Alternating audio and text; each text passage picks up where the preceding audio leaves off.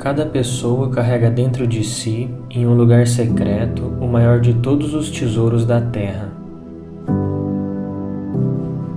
Mas para acessar esse tesouro, precisamos utilizar uma das ferramentas mais poderosas de autoconhecimento de toda a história da humanidade. Essa ferramenta, utilizada durante séculos por grandes mestres do passado, pode mudar a forma que experienciamos a vida, pois ela é capaz de retirar os véus que nos impedem de enxergar a vida com mais clareza.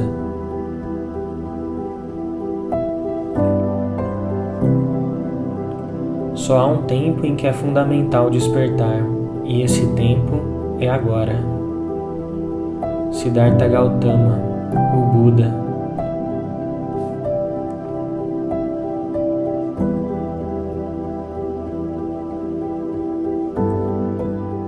E aí, meus amigos, tudo bem com vocês? Guto por aqui. No vídeo de hoje a gente vai falar sobre meditação. O que é meditação? O que é a mente de macaco? Como lidar com a mente de macaco? E como que a gente pode fazer também para criar as condições para entrar em estágios mais profundos de meditação. Então, se você está começando agora no mundo da meditação, esse é um excelente vídeo para você ter uma ideia geral sobre meditação. Então, geralmente, quando alguém entra de verdade no mundo da meditação é porque alguma coisa deu ruim. Ou está dando, porque não é um hábito da nossa cultura meditar. Então, geralmente, a gente entra na meditação por causa dos benefícios da meditação. Então, provavelmente, essa pessoa está passando por um estresse, ansiedade, insônia, excesso de pensamentos. E comigo não foi diferente, Mais ou menos uns 5 anos atrás eu vivia exatamente esses problemas.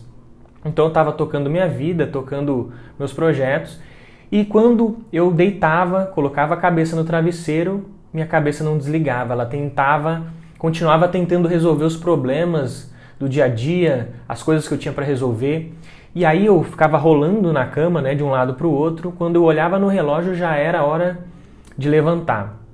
Aí no outro dia ficava capengando, tomava várias xícaras de café para ficar acordado.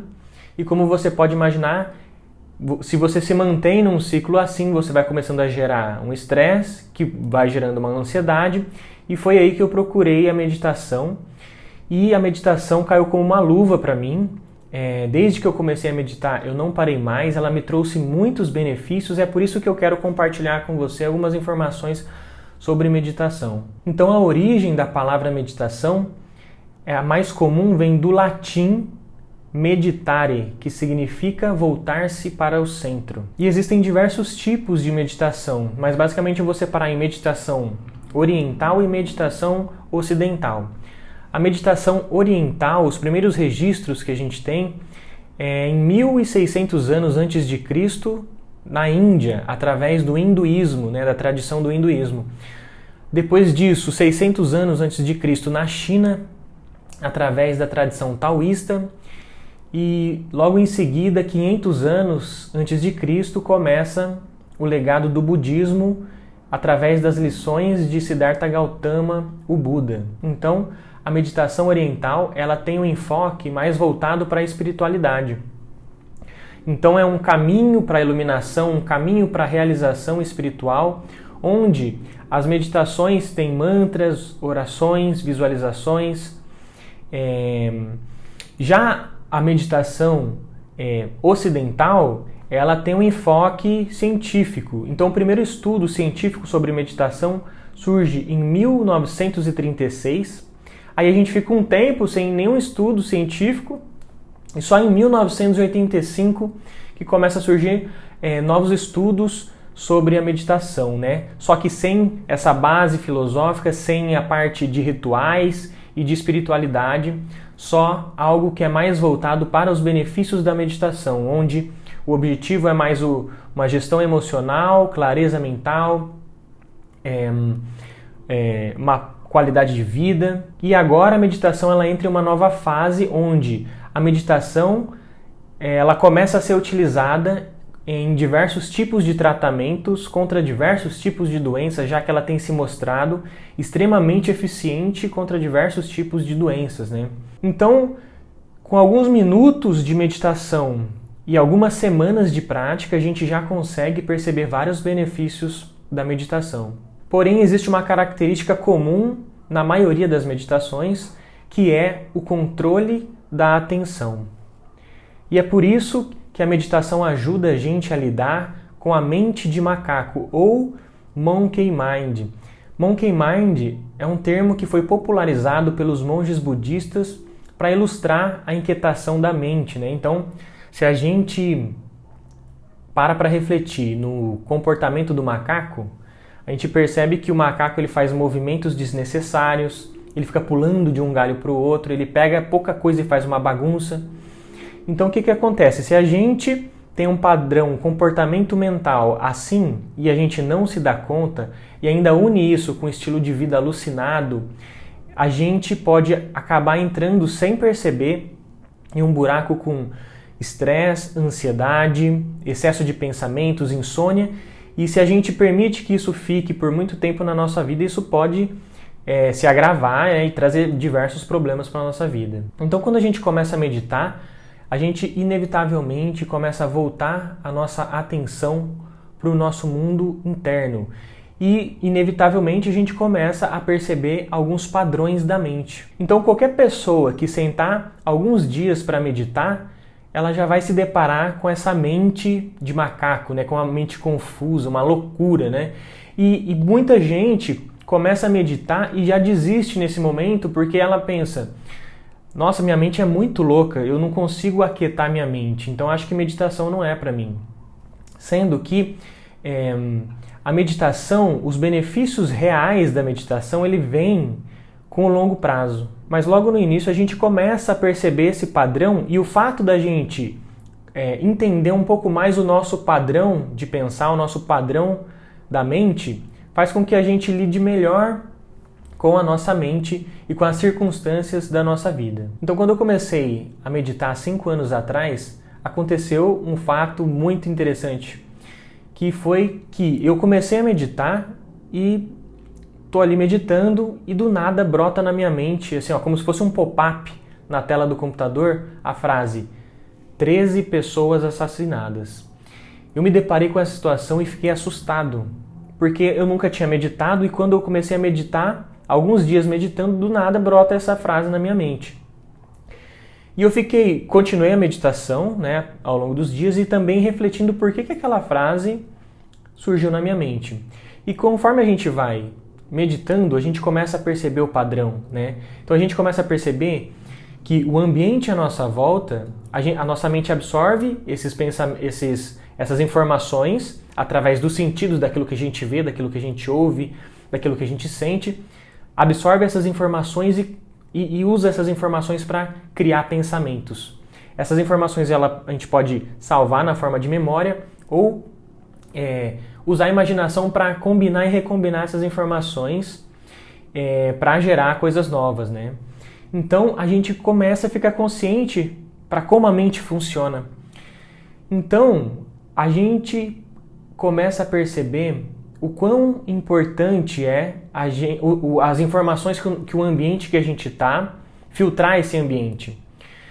A gente começa a perceber o quanto que a nossa cultura influencia na qualidade dos pensamentos que a gente tem ou na nossa forma de pensar. O quanto que a nossa educação influencia na nossa forma de pensar e na qualidade dos pensamentos que a gente tem. Então, por exemplo, essa frase, 13 pessoas assassinadas, eu estava passando, por exemplo, em algum lugar e o William Bonner, alguém estava assistindo o jornal e o William Bonner falou assim, 13 pessoas assassinadas. E minha mente falou, vamos salvar essa informação porque a gente pode estar correndo risco de vida aqui. Então ela pega e aí quando eu estou meditando, essa frase está boiando na minha mente, né? E o que acontece? A gente começa a aprofundar a meditação e começa a perceber que os nossos pensamentos, sentimentos, emoções, a nossa respiração e o nosso corpo estão intimamente ligados. Então, a gente começa a perceber que aquilo que a gente pensa interfere na nossa respiração, interfere no nosso corpo fisicamente. A gente vai percebendo isso com a meditação. Ou então, se a gente interfere no nosso corpo, por exemplo, se a gente relaxa, a gente consegue mudar a natureza dos pensamentos. Então é um sistema que está todo interligado. E a gente começa a perceber cada vez mais isso na meditação.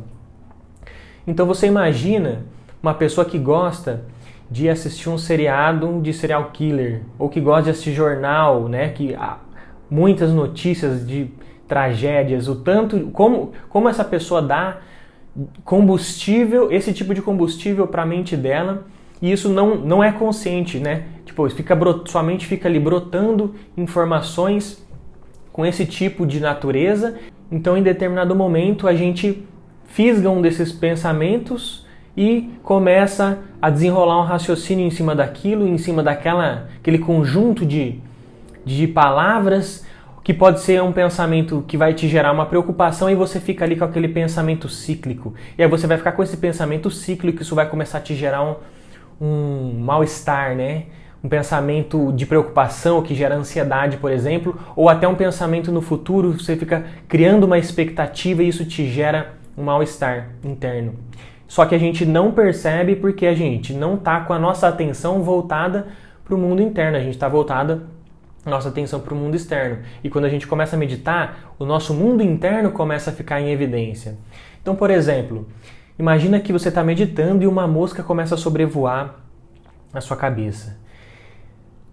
Se você reparar, você vai ver que o fato de surgir essa mosca cria uma tensão no corpo, né? Imagina ela zumbindo em volta da sua cabeça. Por quê? Porque mentalmente você já está aqui. Rapaz, mas eu nem sento para meditar. Quando eu sento, aparece a miserável dessa mosca aqui para me atrapalhar. Então, surge algo no contexto, a nossa mente pega essa informação e já desenrola um raciocínio em cima disso. Isso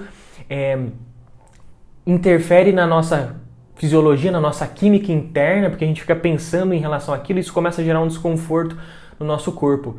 Então, dentro da gente, por fato de ter uma mosca aqui e a gente ficar criando esse pensamento em relação à mosca, criar essa expectativa de que ela vai pousar no nosso rosto, na nossa cabeça, a gente cria uma tensão no corpo, né? E esse é só um exemplo que eu usei, mas isso acontece o tempo inteiro, não é só com a mosca, né? Acontece um evento na nossa vida, a gente fica ali pensando e preocupado ou ansioso, e isso vai gerando um desconforto interno que é sutil para quem não medita, entende? Por quê? Porque a gente não está com a atenção voltada para o mundo interno. Quando a gente começa a meditar e isso começa a ficar muito mais consciente, a gente começa a se flagrar tenso, a gente começa a se flagrar preso num padrão mental como esse. Então, o que acontece? Esse padrão mental, ele não acontece de uma hora para outra. São alguns anos que a gente fica preso nesse padrão mental. Então, às vezes você tem uma mãe que passou a vida inteira reclamando e ela fica, mas eu não sei o que, não sei o que, não sei o que, não sei o que. E você passou sua infância inteira ouvindo sua mãe reclamar. E hoje você tem esse padrão mental de reclamar. Ou você tem um padrão mental de se contestar. Você nem sabe o que é, mas você contesta a situação. Então, o que acontece? A gente cria um padrão mental. E a meditação ajuda a gente a identificar esse padrão mental que a gente está condicionado, que a gente veio condicionado ao longo do tempo. Como que a meditação, então, vai ajudar a gente a lidar com isso? Imagina que você está preso em um ciclo de pensamentos. Na meditação a gente trabalha o controle da atenção. Então a gente vai começar a condicionar nossa mente a voltar para a respiração. É por isso que quase todas as meditações, ou muitas meditações, trabalham o controle da atenção. Por quê? Porque quando a nossa mente divagar, a gente vai para esse objeto de observação, que pode ser a respiração, pode ser as sensações do corpo, né? Então, a gente começa a condicionar nossa mente a voltar para o estado presente. Percebeu que a mente está viajando na maionese, volta para o momento presente. Percebeu que está preocupado, volta para o momento presente. Percebeu que está ansioso, volta para o momento presente. Então, a gente vai condicionando a nossa mente a criar esse novo padrão mental que foi estabelecido ao longo de muitos anos sem que a gente tivesse consciência, né? Isso é uma das formas que a meditação ajuda. A outra forma que a meditação ajuda a gente a lidar com esse tipo de pensamento, por exemplo, é através da equanimidade. A equanimidade é a gente se colocar em um estado de neutralidade, em um estado de imparcialidade, criar um distanciamento psicológico e emocional em relação aos pensamentos, né? Então eu vou trazer aqui uma analogia para tentar te explicar como que a equanimidade vai agir, mas não necessariamente aconteça dessa forma. Eu poderia usar outras analogias, mas esse é só para te ajudar a entender intelectualmente como que a equanimidade vai atuar no nosso padrão mental e na nossa forma de reagir aos pensamentos e também às circunstâncias da vida, né? Então imagina o seguinte, imagina que isso daqui, ó, é a nossa essência, é o nosso estado interior e isso daqui é a nossa mente. Então, imagina que quando a gente não medita, quando a gente não tem essa consciência, a nossa mente está aqui, né? Ela é uma tormenta, ela está absorvendo as informações do ambiente, como se a gente fosse uma antena, e ela está aqui, ó, o tempo todo fazendo julgamentos, comparações, para chegar em conclusões. Então, quando a gente não medita, a nossa mente influencia muito no nosso estado interior. E conforme a gente começa a meditar e a trabalhar a equanimidade, a gente começa a criar um distanciamento da nossa mente em relação ao nosso estado interno. Então, a gente vai fazendo com que a gente começa a perceber o quê? Que a mente várias vezes, o tempo inteiro, ela está trazendo informações que você começa, agora que você está consciente do seu mundo interno, cada vez mais consciente, meditando, você começa a perceber que ela te traz esse tipo de informação que você não necessariamente concorda, né? Por exemplo, 13 pessoas assassinadas, né? Tipo, ela traz esse tipo de informação. A gente começa a perceber que a gente tem pensamentos que estão enviesados pelos nossos interesses, pelos nossos desejos, pelos nossos receios, por memórias, por traumas que a gente teve, e não sobre a realidade absoluta, né? Então, a gente começa a perceber que a mente mente, a gente começa a criar um distanciamento psicológico e emocional em relação a isso, e a gente começa a ter uma interferência menor da mente em relação ao nosso estado interior, né? Porém, quando, mesmo meditando por muitos anos, se alguma coisa tocar um trauma, uma memória uma marca, uma memória emocional, né? Uma marca emocional mais forte que você tenha, você vai pular de cabeça ali naquele liquidificador, vai rodopiar, se estrupiar todo. Mas quando você voltar, sair daquela circunstância que te gerou esse evento, né? Esse evento que te gera um desconforto, que te gera uma memória negativa, comportamentos negativos, quando você voltar, você vai tender a voltar para o seu eixo mais rápido. Por quê? Porque uma coisa é o evento que aconteceu, outra coisa é o que acontece depois do evento, que é a nossa mente presa num ciclo de preocupação e de ansiedade. A gente começa a perceber que a mente entrou de novo naquele padrão e a gente sai daquele padrão voltando para o estado normal. Então, quando a mente começa a ir para aquele estado, eu não acredito que você deixou isso acontecer, meu Deus, como você é burro! Como você me pode fazer um negócio desse?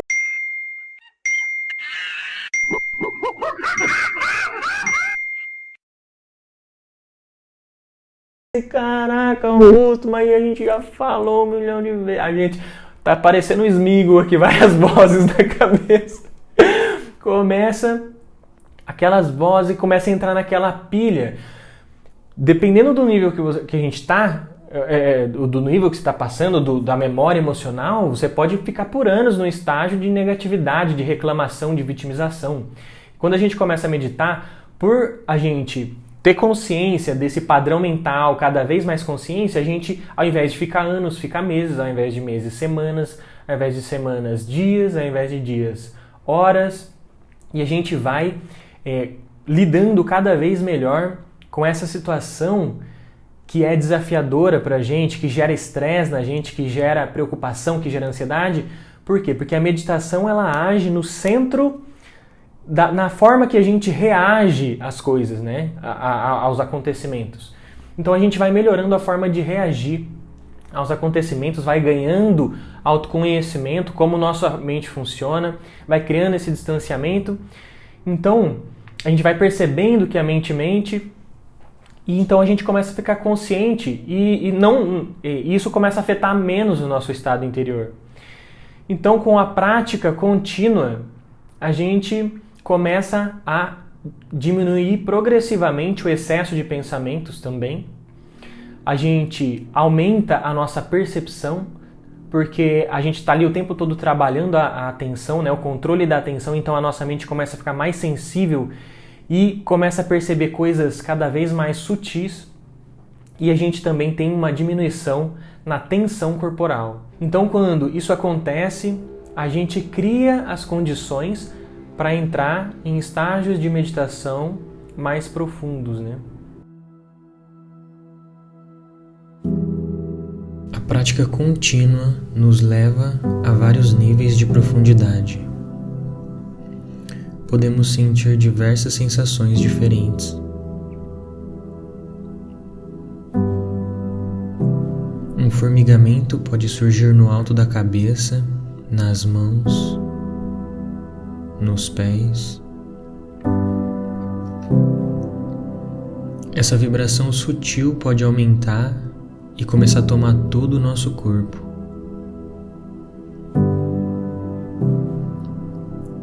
Quando a gente se entrega e permite que o último ímpeto de resistência dentro de nós vá embora, podemos sentir uma grande sensação de bem-estar. Por vezes, podemos vislumbrar um lugar diferente dentro de nós.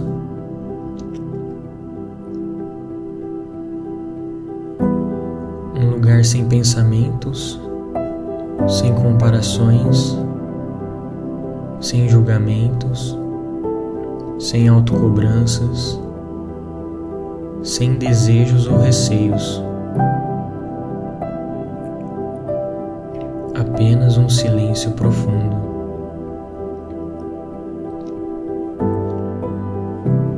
Um lugar seguro, sereno, divino.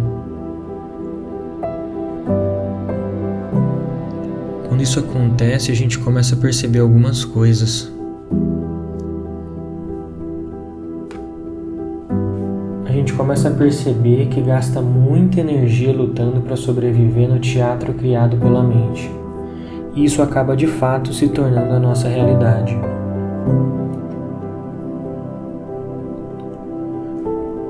Quando a gente descobre no nível da experiência que a gente não é a nossa própria mente, a gente também descobre uma nova forma de viver. Porque a gente passa a tratar a ilusão como ilusão por mais tempo.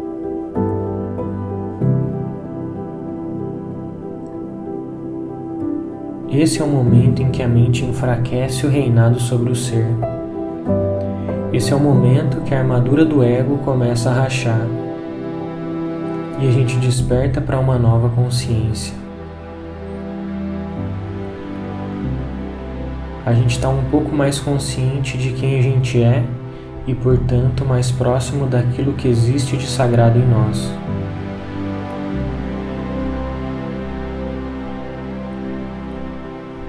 Buscamos durante a vida matar a nossa sede, e mesmo bebendo muita água, a sede sempre está presente.